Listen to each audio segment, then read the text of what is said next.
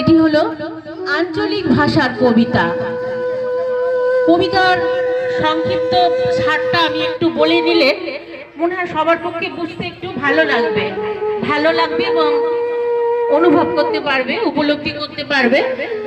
ব্যাপারটা হয়েছে, এক প্রেমিক এবং প্রেমিকা দুজনেই দুজনকে খুব ভালোবাসতো, কিন্তু এদের মধ্যে ছাড়াছাড়ি হয়ে যায় এবং এক গ্রামে মেয়েটার বিয়ে হয়ে যায়।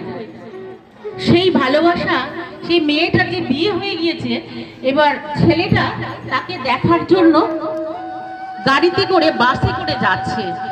যেতে যেতে এক ভদ্রমহিলার সঙ্গে তার দেখা হলো।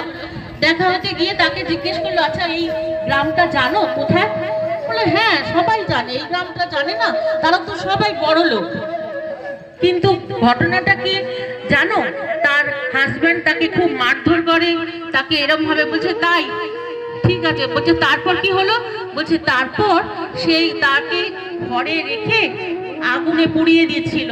সে তখন সেই তার পুরনো প্রেমিকের চিঠিটা পুরো মুখের মধ্যে গিলে চিবিয়ে খেয়ে নিয়েছিল। বলেছিল আমার ভালোবাসাকে কেউ এখান থেকে সরাতে পারবে না। এটা হলো তার সংক্ষিপ্ত সার।